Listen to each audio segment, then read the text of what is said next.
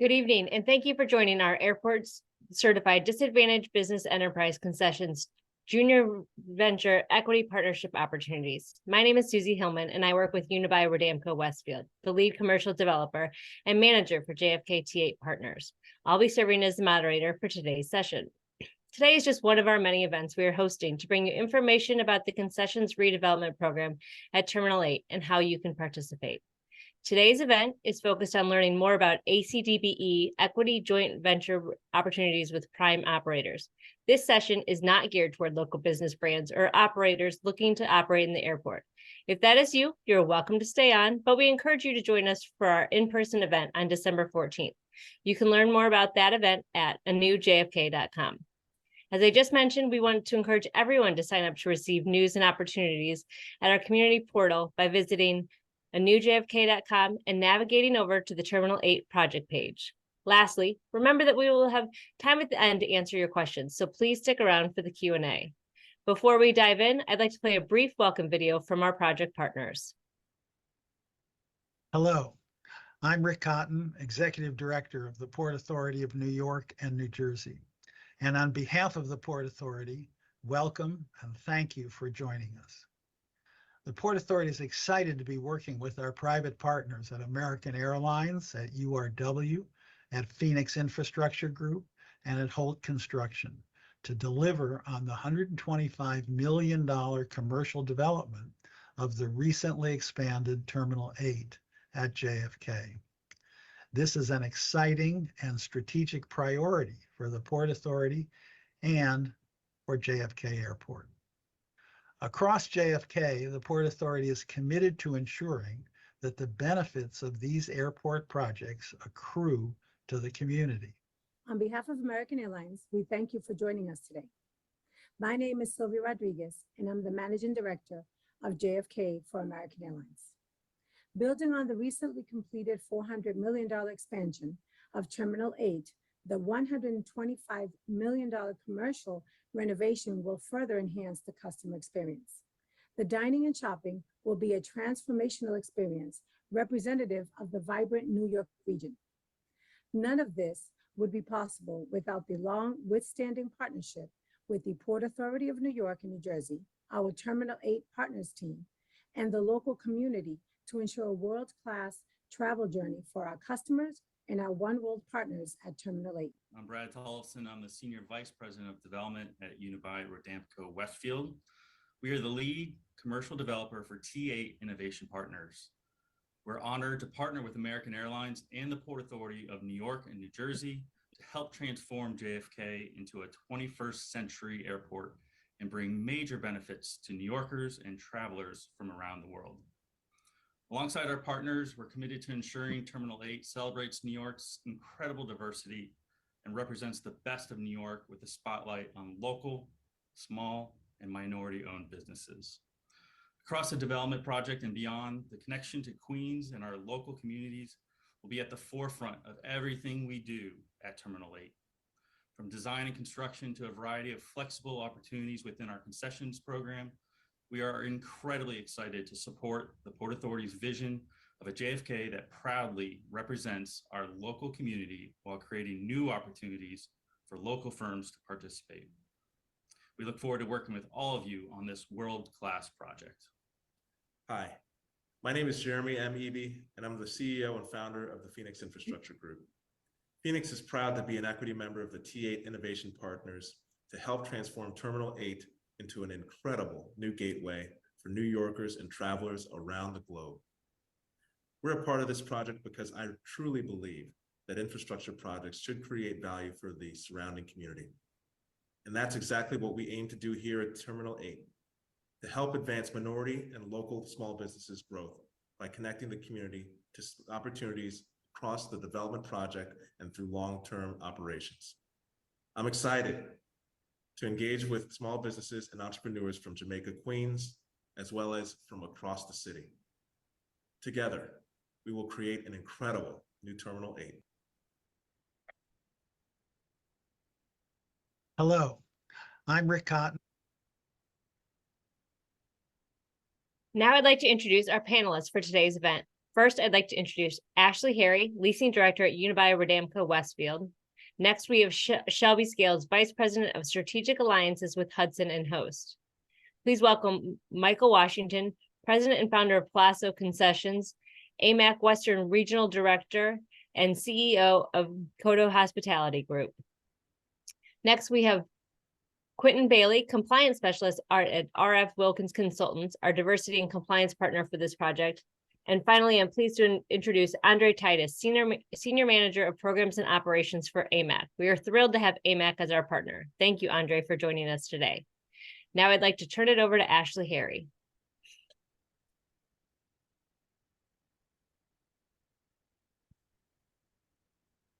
Thank you, Susie. Appreciate it.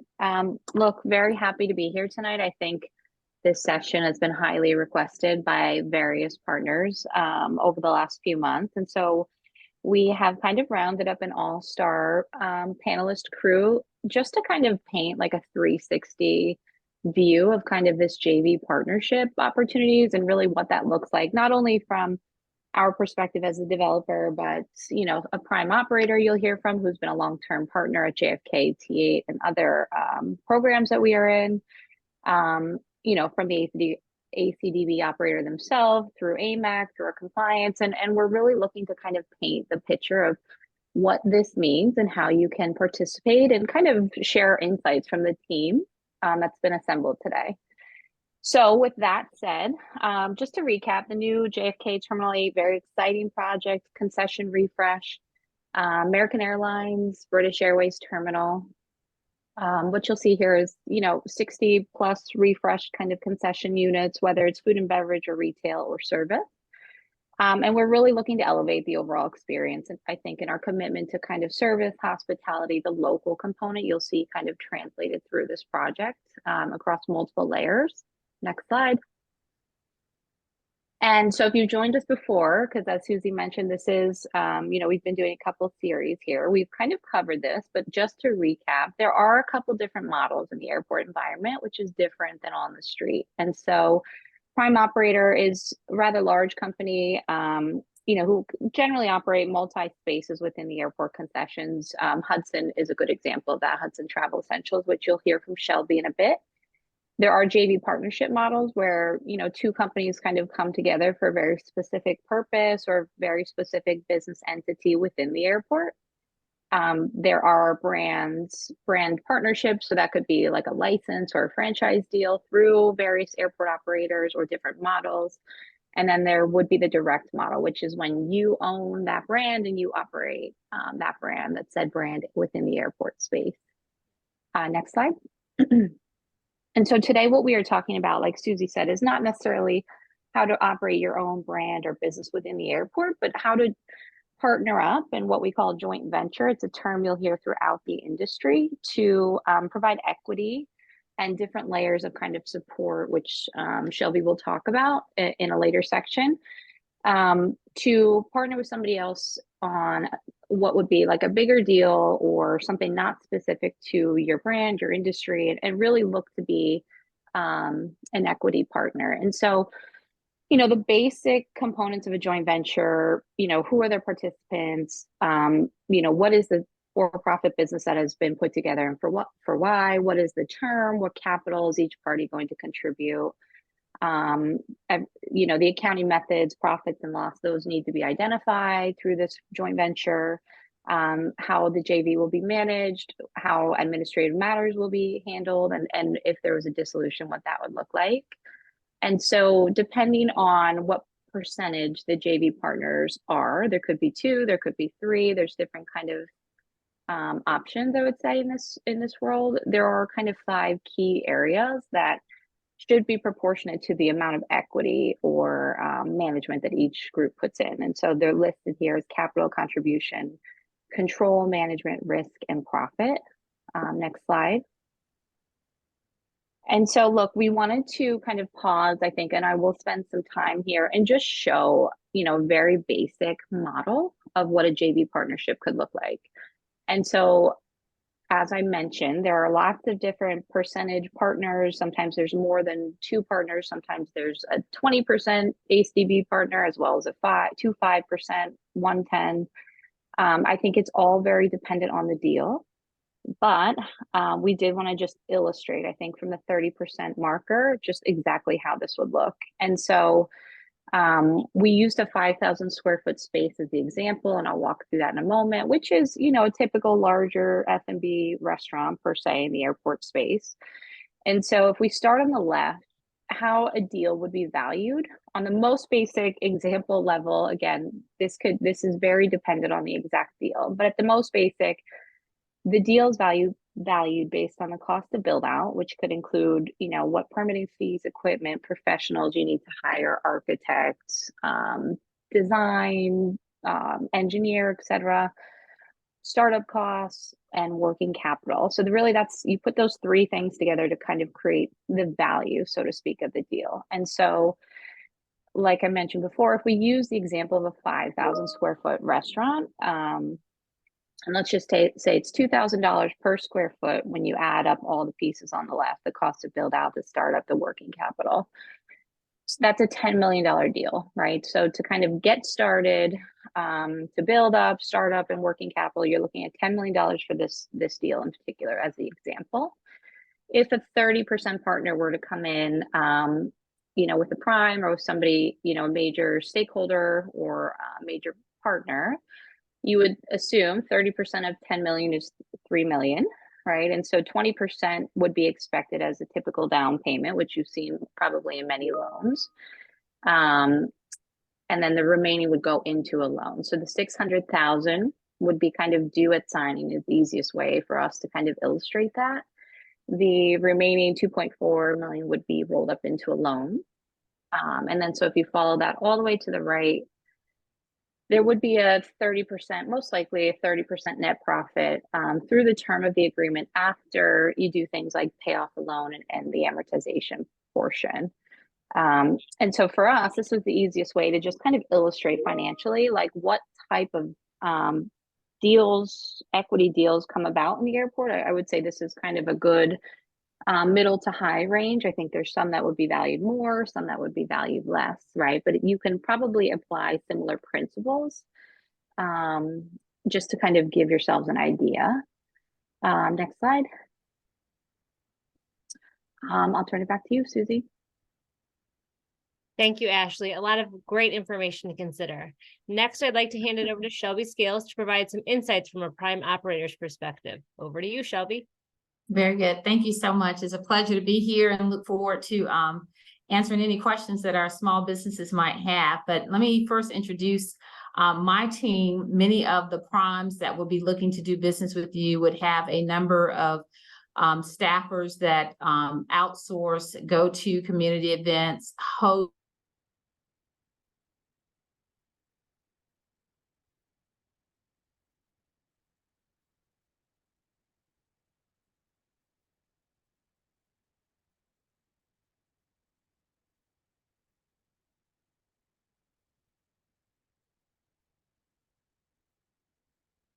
Looks like we might be having some connectivity. Marketplace and would love to meet and talk with many of you. Okay, next slide. Next slide, please.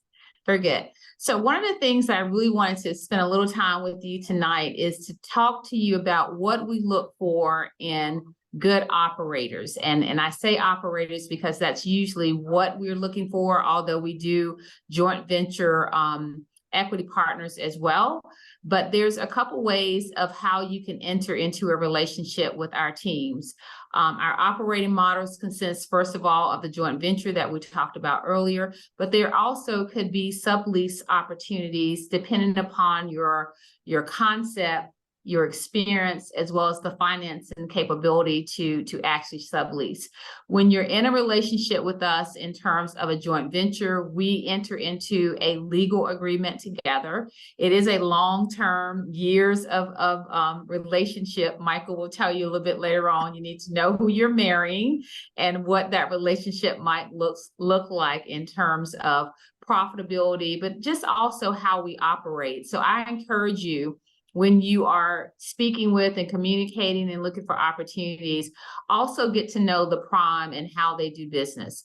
If you are looking solely to be a subleasee, I would also recommend that you do some research and homework to talk to current ACDBE or small businesses who are subleasing under a prime, to make sure that you understand the rules of engagement, as well as you are basically operating your own business within an agreement under a prime. So if you need capital, if you need employees, whatever the needs are, you would be totally 100% dependent upon your resources. In a joint venture, it's a little different in that you can lean into your partner and learn about their infrastructure, learn about their access points, as well as resources that are available that come along with a large company. Other things you need to know are operating requirements. Many small businesses don't understand that we operate pretty much on a 22-hour operation in many of our airport environments. That means we stay open till the last flight, and we open up oftentimes in terms of getting the units ready as early as 4 a.m. in the morning. So making sure that your crew and your team is built around the infrastructure of the airport's operating hours is very different from street side. We also have what we call TSA security. Once you go SADA side, as we call, or secured side of the airport, your employees must pass background checks. So oftentimes we have ready and willing bodies who cannot pass the security background check. So that is a consideration coming into this environment. Badging is another item, which is a cost to the small business as well as the JV, as well as central distribution. So much different than a street side operation where you can just have your vendor, come up to your operations and open up the back of the truck and download your product. It's very different in the airport environment. Sometimes we have warehousing that are off campus. Sometimes you'll need to make sure that your system or your company who is bringing the product in is well versed in the badging requirements, the delivery requirements and things of the airport. So those are just some operating considerations that we want to make sure that our small businesses are aware of when you are entertaining coming into the airport environment. We also talk with small businesses who may have their own brand, and you just want to work with us and receive brand royalties, as well as when we bring brands to our JVs, we have certain standards that your team will also need to come up to, if you will, to make sure that the brand is satisfied with our quality control. Another major component of what we look for is an understanding of the lease and contract terms. I tell all of my small businesses, you need your attorney to look at the terms and conditions, help you to understand what the phrases and language means, because it is a legal and binding commitment of you to participate. And certainly the airport or the developer is going to want the prime as well as its partners to adjust to whatever terms and conditions are put forward. So please make sure that you get a copy of whatever prime you're entertaining, get a copy of their JV agreements, understand what your roles and responsibilities will be, and ask questions. Ask questions of those terms and conditions as well before you get into it. Minimum annual guarantee, what we call MAG. We also want to make sure that you understand what is going to be required of us as a team to give back to the airport in terms of income and revenue. There's also a buy-in and a midterm investment in many of our opportunities. So there will be a number. For example, Ashley talked about what the deal was. So there'll be, whether it's 10% or 20%, most of the time for my particular company, we require 10% of your own capital resources to get into a deal with us. For consideration of financing, you need to know what our rates are as well as other primes so that you can get the best bang for your dollar over a period of time. But there are investment requirements for you as a partner. There's also what we call partner roles and responsibilities. So in a JV, we would look at our ACDBE partner providing their own employees. In our case, we look at the management positions. So you would need to hire a certain number of managers that equate to your equity in the business. And you would need to be engaged in managing those employees, directing those employees, evaluating those employees, and working alongside our, what we call district operators and our GMs as well. On our retail side, we do it a little bit different, where we would assign you a particular component of the business. It could be beverages, it could be snacks, it could be a number of different components that make up the ACDBE goal requirement in terms of revenue. So again, looking at how you can fit into the opportunity would also mean what commitment could you give us in terms of an operator or an equity partner or a subleasee. And then the last thing I would say is the federal government inspects our JVs. They want to make sure that we are meeting with our partners. We want to do the same. So we have 4 quarterly JV meetings that our partners are required to attend and be engaged in. And then we also recommend, just for good business, that you are meeting with your team on site, on property, your general managers, and understanding the business. And the main point I want to put in here, when you put your money into a JV or into a deal, you want to make sure that you understand the finances. Understanding the finances and the profit and the losses of your company requires you to be on site and engaged and asking questions and making decisions. So we work with you as part of our partnership to make sure that you understand how the business is performing, where we're having challenges, and to help us, quite frankly, to manage up and lateral as well. Next slide. So the other thing I would say to the process of getting involved in a JV partnership, one of the things that we do when we have opportunities like JFK is to go out into the community and try to find partners that match the RFP. Sorry. So that would mean once we've done our outreach, such as this program today, and we've made connections, we would ask our potential partners to fill out what we call a partner information form. It is a online form that tells us who you are, what's your background, if you're certified, what is your NAICS codes, and that starts the process of triggering a non-disclosure agreement. Once we get the non-disclosure agreement from you, then we can start talking about what is the deal, what is the pro forma, what are the profit margins, any questions that you might have from your developer. We also have, as part of our process, a background check. We want to know who we're going into relationship with. So we do that. If there's any questions or concerns, we talk to you about those things, but we want to make sure that we're bringing the airport the best quality businesses that are in the marketplace. Again, we talk about and we verify your certification as well as your NAICS codes, depending upon the opportunity. If you do not have your certification or the correct NAICS codes, we try to work with you very closely to work with JFK Small Business Office and other community resource people that can help you get your certifications in time for the opportunity. We also have, of course, the financial statement review available, and then the letter of intent, depending upon what type of RFP is on the table. So those are the main items that we look for in terms of what makes a good partner and what is the partner process. Next slide, please. So just overall, the 100,000 foot level, one of the things that we're doing is trying to make sure that we provide ongoing technical assistance to our partners and potential partners. Some of the things that we're doing is learning labs.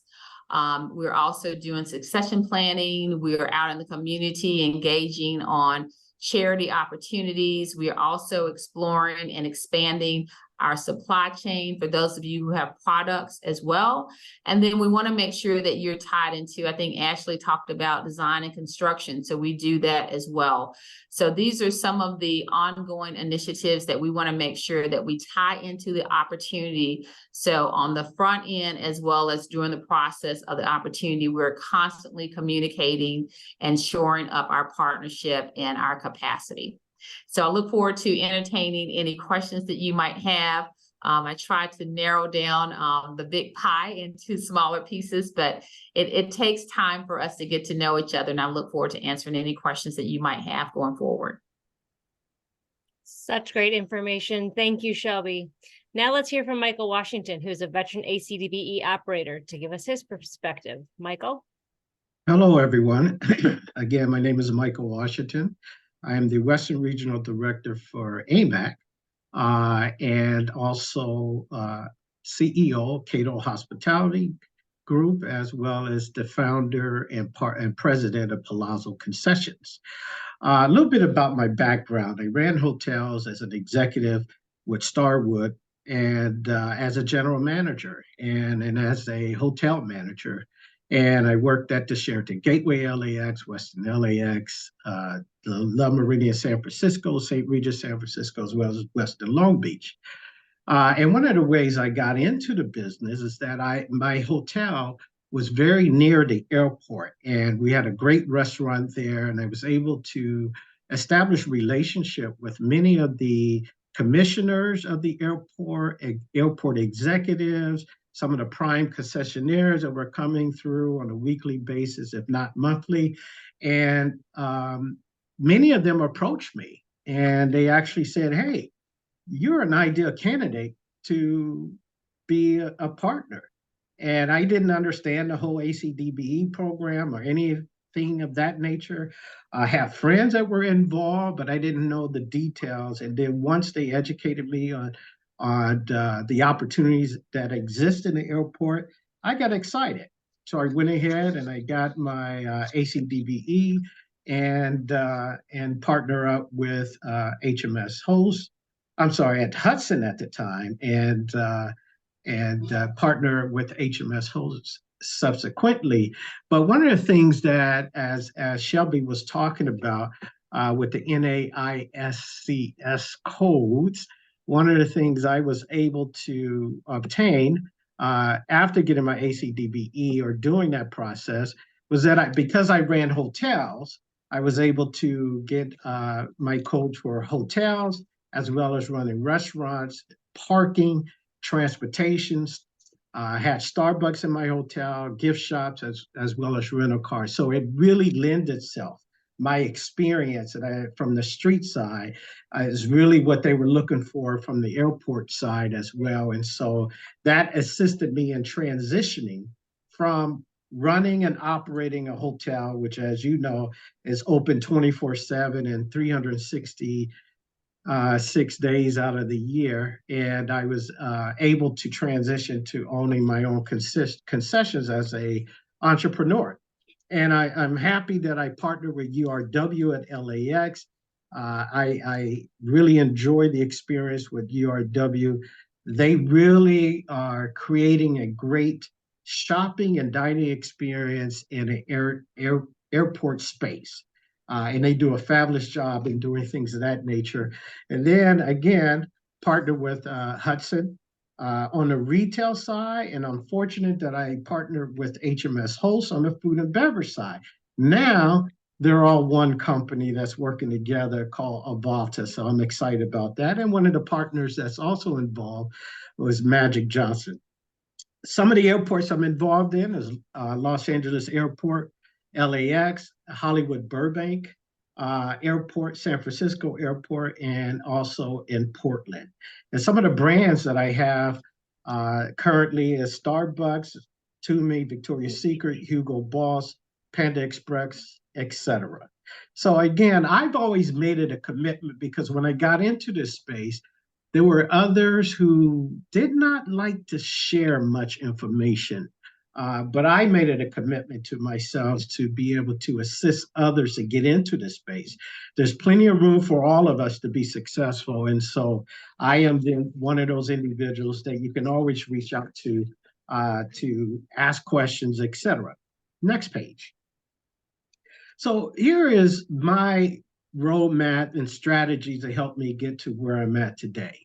Again, we talked about the fact that I have my ACDBE code and my NAICS code, which allowed me to align myself with the different opportunities that exist, if it was restaurant, hotels, or if it was rental car, or if it was food and beverage. That experience that I have street side, again, helped me attain those codes and allow me to align myself with individuals like Shelby and Hudson who are looking for partners to join forces with.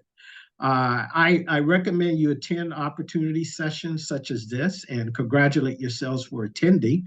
And there's others. There's RFQ, RFPs, and information sessions, and there's also DBE sessions that exist throughout. Stay engaged, not just JFK, but if you're interested in entering this space, there are other opportunities in different municipalities as well as different states. So continue to explore beyond, because sometimes things may not work in your own backyard, but you can take that opportunity and you may be able to work in another state or another municipality. So keep that in mind. Also, have your team in place. Align yourself with a CPA, as Shelby mentioned, an attorney, and a proposal writer or website developer, etc. You want to have these individuals in place prior to the RFP coming out. If the RFP is out on the street, it may be too late for you to gather all that information, because sometimes they may only give you 90 days, sometimes it could be 6 months before RFP is due, but you want to have your team in place, and truly you do want somebody to assist you in reviewing the financials, okay? Because at times, not every deal is a good deal. And some things may look good on paper, not necessarily pencil out. Things may change. So you do want to make sure you have your team in place. Also, engage with key stakeholders and community leaders. One of the things I was able to do, one, I had many of those individuals who I've developed a relationship with by running my hotel and seeing these individuals. But at the same time, I did things like I attended the commissioners meeting. I developed a relationship with the airport leadership team and also with local politicians. Many of these individuals, and I have a friend here who lives in Los Angeles, and one of your politicians from New York was asking me about opportunities in New York and that how they were looking for ACDBEs. And here I am in LA having that conversation with one of your congressmen. So I'll leave it at that. But at any rate, they are involved and they want to make sure that there's fair and equity in the process, and that they bring the right people to the table and provide opportunities for not only, provide opportunities for their constituents and for individuals that they really want to make sure that they take good care of in their own backyard. Also, who are you? What's your credibility? And what do you bring to the partnership? All right. And a lot of times we can hand a person a business card, and on the front of your card may say CEO, owner, partner, etc. But what's on the back of the card? What are other people saying about you? How is your credibility? Are you somebody that's reliable? Are you someone, and when the prime concessionaires are looking for partners, they want someone that could help deliver, that can help provide value, that can help open the doors. And let's say there's Hudson is competing with one of their prime, and just because you're on the team, you could be that inch that makes the difference in winning versus losing. So you really want to make sure you are truly one of those individuals that's bringing value and credibility to the process. And be intentional. Let everybody know what you're interested in. I would say be careful. Don't be too, over the top, but make sure that you're winning over a lot of your primes as well as the airport leadership, and let them know that you're very interested and this is how you would like to move forward, and make sure that they understand what your goal and objectives are, and ask them to help you get there.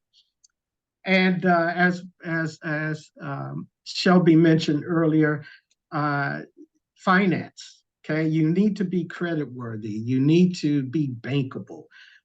You need to be able to have your financing in place, as it was mentioned by Ashley as well as Shelby. Whenever these RFPs are presented and hit the street, you really want to be able to gather your financing and have that option available, just in case you win.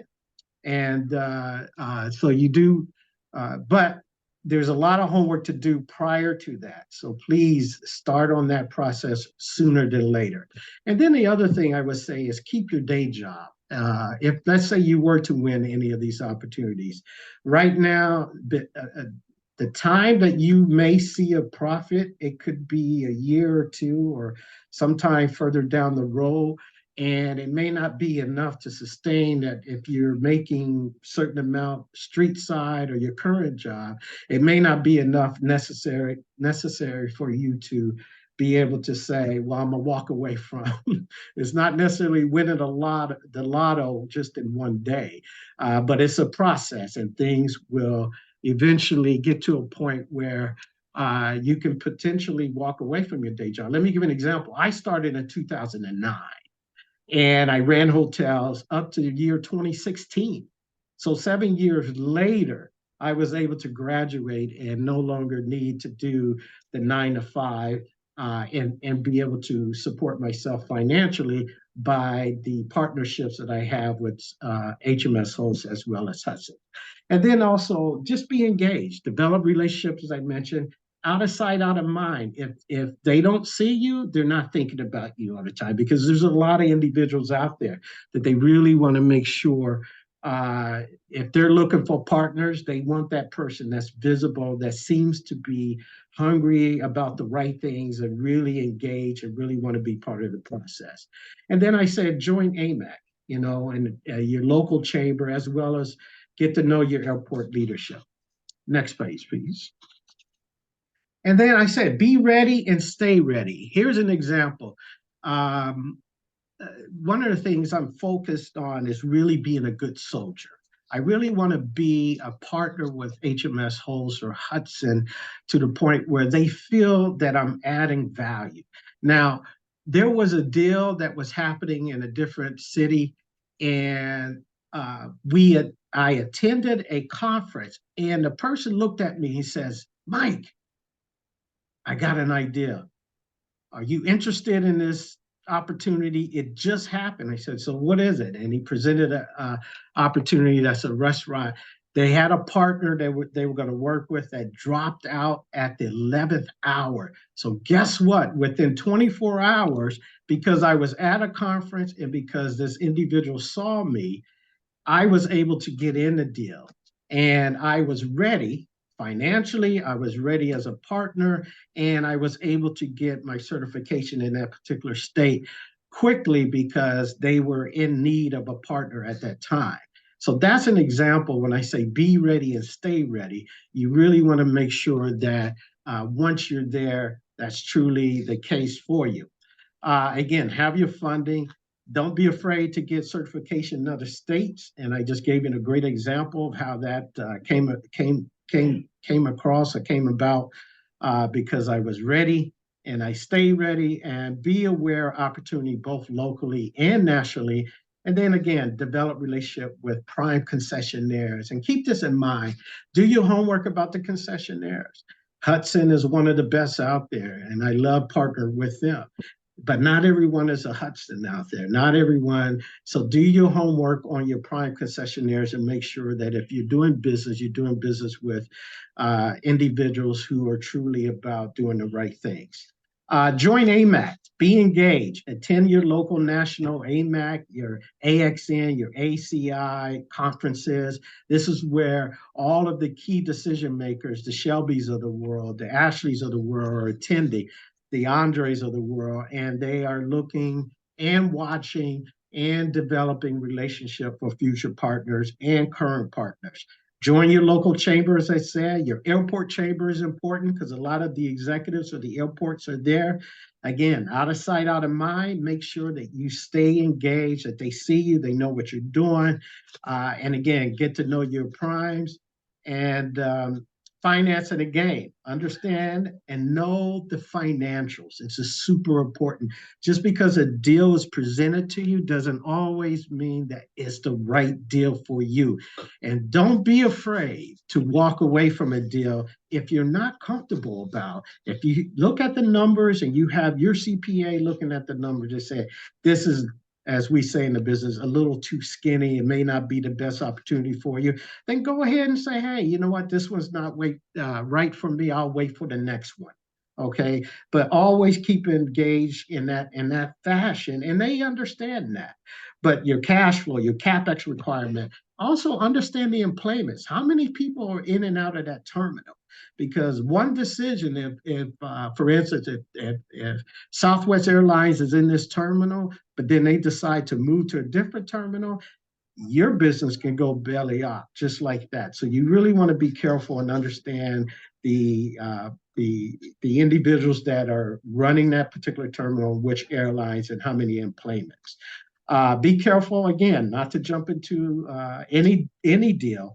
Make sure it's the right deal for you and keep your day job. Now, be a brand. I would say this, when people know you, do they know you as a Mercedes-Benz, or do they know you as a Suzuki? You know, what quality are you?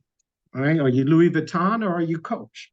So you really want to make sure you present yourself in the best light. You really want to present yourself that you're adding value and that you're a solution to what the prime concessionaires are looking for.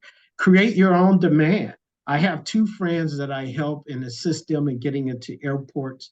And one, she tried to get in and it didn't come across, but she built a wine and beer sip shop, and it is one of the most popular beer and wine places to hang out and listen to music, to the point the airport eventually came to her and said, we want you in our airport.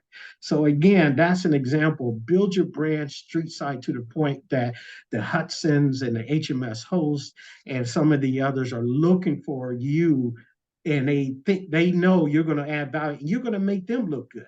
So that's how you want to continue to position yourself. Be a positive team player. Just because someone may do business with you this time, they may not want to do business with you the next time if you're creating headaches, constant headaches, and if you're just not in the right space. And then maximize your social media. And the last thing I would say, just be patient. Not everything's going to happen exactly the way you want it to, but things will eventually come together. And the last thing I have to say is a quote: I will prepare and someday my chance will come. And that's a quote from Abraham Lincoln. And so I would say thank you for this opportunity. And again, I'm available for questions, and good luck. Always wonderful to hear Michael's insights. Thank you. And a great segue from Michael, our AMAC board member, to Andre to talk more about AMAC and the support they can provide. Andre? Thank you, Susie. My name is Andre Titus, and I'm the Senior Manager of Programs and Operations for AMAC. I'm grateful for the opportunity to represent our organization here today. So AMAC, the Airport Minority Advisory Council. We are the only national nonprofit trade association dedicated to advancing the full participation of minorities and women in employment and contracting opportunities throughout the aviation industry. It's our vision to create economic equity, access, and wealth for minorities and women in the aviation industry. We have a very diverse membership base, and that includes airport officials as well as airports such as the Port of New York, New Jersey, corporate partners like HMS Hosting, URW, and small businesses, DBEs, ACDBEs, like the companies in the audience today, concessionaires, restaurateurs, also architectural, engineering, and construction groups. Now, all of our member segments share a common goal, and that is the commitment to promoting diversity and inclusion in airport and aviation contracting opportunities. We know that the inclusion of small, local minority businesses like the ones the folks in the audience today increases competition, improves innovation in the industry. And when it comes to concessions, definitely enhances the passenger experience. Next slide, please. AMAC, we are diligently working on diverse membership advocacy efforts, critical programming, and advanced networking opportunities to help position our members to receive equity throughout this continuing transformation of the members' infrastructure. Sometimes people ask me what that means and what does AMAC actually do? We advocate. We advocate for our members in a way that I don't think many other organizations in this industry can say. We maintain key relationships with congressional officials and agency officials in key agencies like the Department of Transportation, the FAA, the SBA, and the Department of Commerce. There are some critical regulatory issues surrounding the ACDBE program right now that AMAC has been and will continue to advocate on the behalf of our members for. We also prepare. We prepare our members through training, including regional training at our regional events online. And we also have a very good amount of training, an intense amount of training at our annual conference. We promote all sectors of our membership, and this includes having a central repository for contracting opportunities for ACDBEs and DBEs. We're always looking to participate in outreach events and educational events like this one, as well as hosting our own business and matchmaking and outreach events around the country, focused on real contracting and procurement opportunities. You know, recently we were able to partner with the Austin Bergstrom International Airport to host the third part of a three-part series for a redevelopment program that they kicked off this year.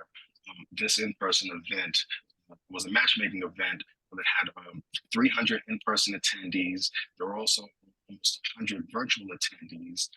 And this event was designed specifically for prime construction companies and professional service companies to schedule meetings with potential ACDBE firms in the Austin area for an upcoming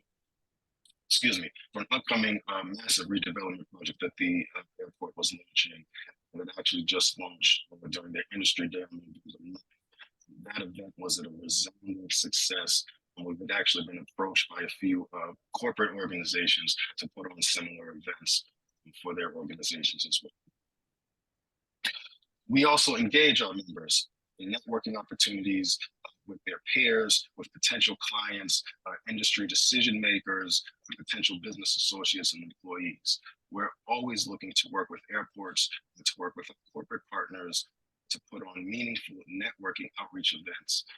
And we are always going to be committed to facilitating strategic connections with prospective customers between minority and our women-owned businesses. Slide, please. So some of the resources that we have, I would argue that our membership or being a member is one of the more vital of the resources that we offer. So as a member of our organization, you'll have access to a network of almost 2,000 subject matter experts that touch every corner of the aviation industry. For this audience, that will include providing assistance with certification and anything tied to certification, category expansions, NAICS code expansions, things of that nature, as well as joint venture review. Also include access to AMAC exclusive access to exclusive regional and virtual training events and educational sessions. As a member, you'll also be able to register for AMAC events at a discounted rate. Now, our events are probably what we're most known for flagship event is our annual Business Diversity Conference. That will be taking place this year in Nashville, Tennessee from August 3rd through the 7th. And that is where you can find some of the best educational programming in the industry. The conference always kicks off with a 2-day ACDBE/DBE LO training session that is run by Ms. Denise Bingham. That is a session that I've attended multiple times. It is a can't miss event for most of our ACDBEs and all of our compliance professionals.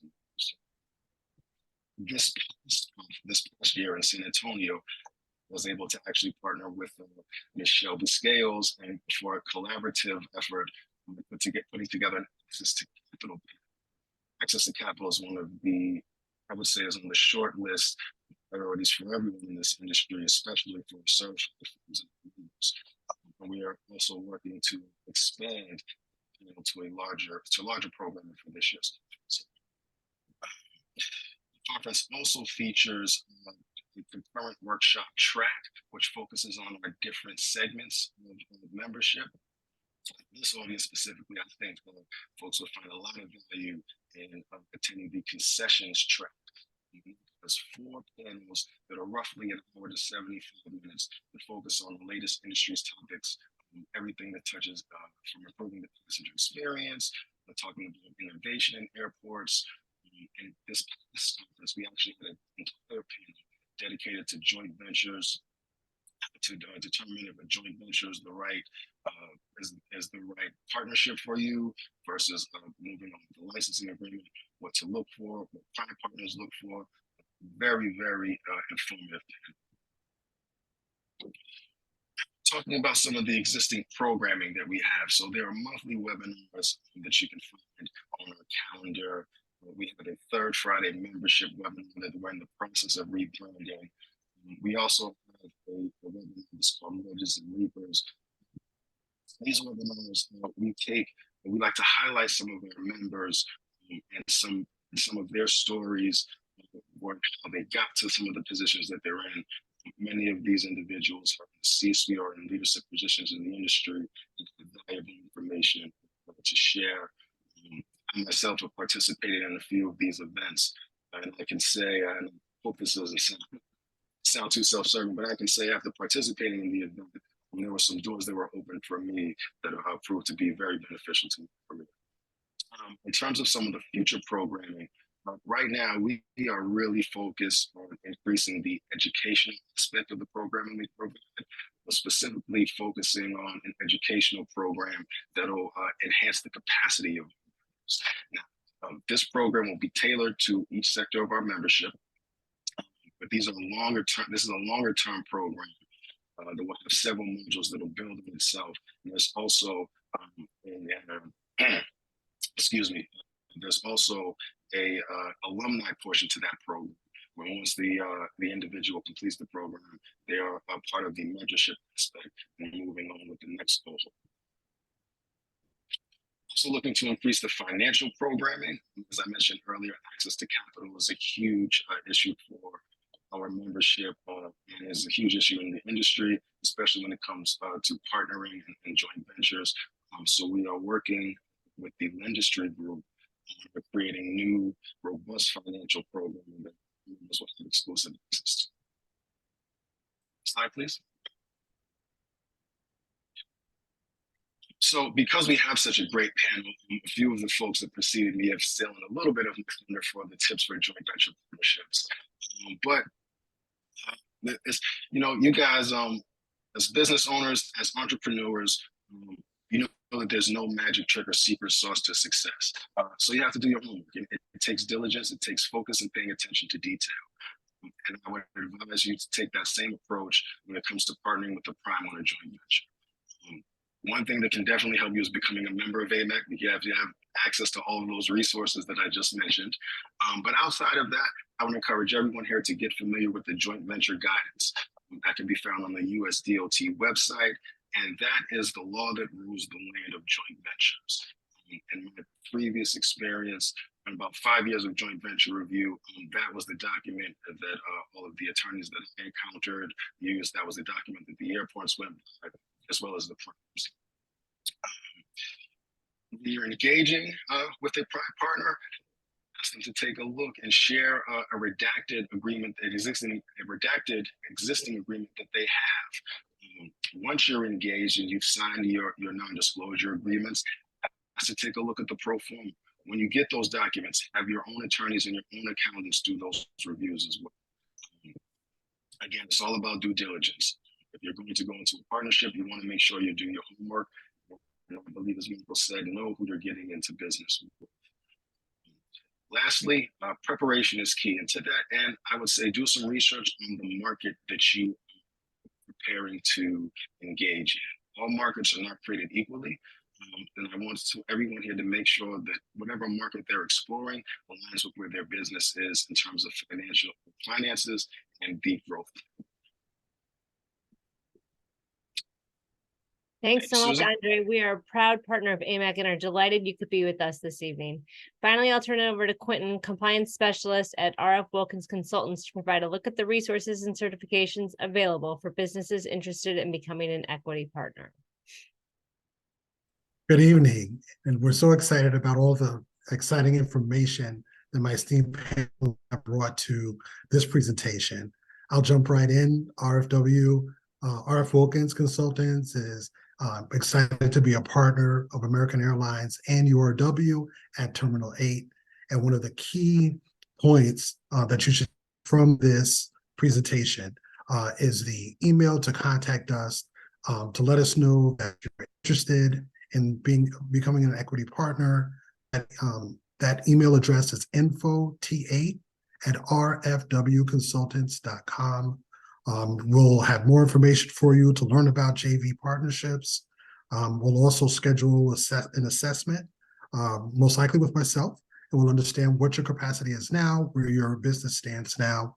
And as we learn more about the upcoming opportunities at Terminal 8 and all around JFK, we'll connect you with the URW team for the best next steps in that process. Next slide. Great. You may be interested in an equity partner. You must be certified with the Port Authority of New York, New Jersey. But for some of those firms, you're outside of the New York and New Jersey area. And so the first step is to be sure that you're certified within your home state. And once you are, you can apply for a certification with the Port Authority of New York and New Jersey. The website for that is the Port Authority's Supplier Diversity site, PANYNJSD.com. Once you're there, follow the link to start a new application, and you'll be able to complete the interstate application for anyone who's outside of New York and New Jersey. Otherwise, there's always support as you're going through the certification process. I know many of you already are certified. You may have some questions after certification about your NAICS codes. Maybe you submitted an application and you just need a status on where you are in that process. There's a certification hotline for the Office of Diversity, Equity, and Inclusion. Their certification department. It's 212-435-7888. That's the certification hotline.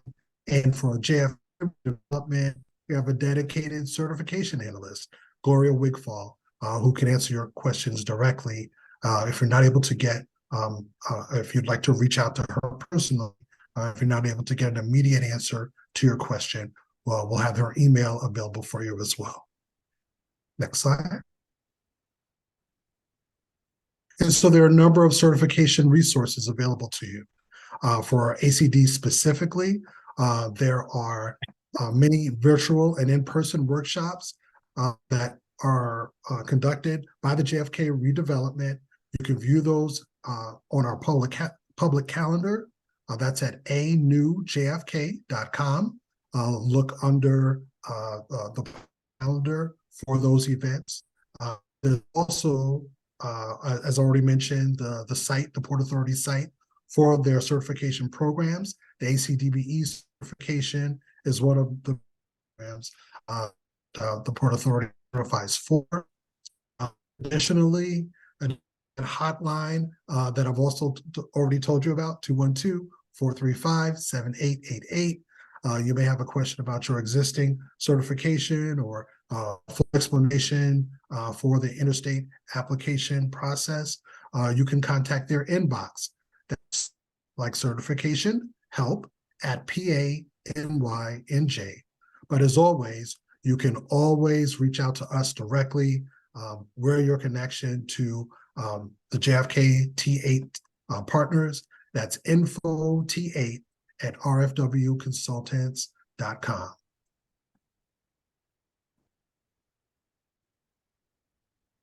We have a slide here about ACDBE eligibility. I won't go through all of the details in the interest of time. Many of you understand already about ACDBE certification. If there's any questions about the type of business you have, the details about personal net worth and how that's calculated, certainly reach out to us directly, info T8 at rfwconsultants.com. And last, we've already given you quite a few of these resources. The Supplier Diversity website for the Port Authority of New York and New Jersey. Our in-person sessions, if you are local, we have monthly, at least 2 or 3 sessions where you can come in and get assistance with your certification application or any certification questions that you may have, and just some informational sessions. That's locally in Jamaica. That's the JFK Redevelopment Community Information Center. And the number there is 718-244-3834. The terminal there is a great resource for making the connection, not just with JFK T8, but all of the development, terminal developer teams with the JFK redevelopment. Again, that key email, info T8 at rfwconsultants.com. Back to you. Actually, I think if you go to the final slide, we have a QR code, so people can just scan that and get to our get to the information there as on the last slide there. But thank you, Quentin, so much great information. And I know we are tight on time, but if you do have a question, we'll try to take a couple here. If you place it into the chat, and we'll answer them as they come in. I know we did have one question already come in for Andre here to know if AMAC is going to be opening a New York chapter.